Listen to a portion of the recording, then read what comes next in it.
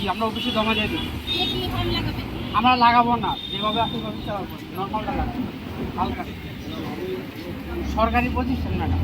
আসলে নয়, আমরা নিয়মিতই এটা করি পরিবেশ অধিদপ্তরের পক্ষ থেকে। আজকে পর্যন্ত আমরা 10 থেকে 15টার মতো গাড়ি চেক করেছি। সেখান থেকে 5 থেকে 6টা হাইড্রোলিক পাওয়া গিয়েছে। আর হচ্ছে বায়ু দূষণে আপনারা দেখতে পাচ্ছেন যে রাস্তার ওপরেই ইট ভাঙছে। দিনের বেলা এখানে স্টুডেন্ট, সাধারণ জনগণ তারা চলাচল করছে। একই সাথে সাউন্ড পলিউশন এবং একই সাথে বায়ু দূষণ দুটোই করছে। তো আমরা তাদেরকে জরিমানা করেছি এবং এগুলো সরিয়ে নেওয়ার জন্য আলটিমেটামও দিয়েছি। অলরেডি তারা সরানো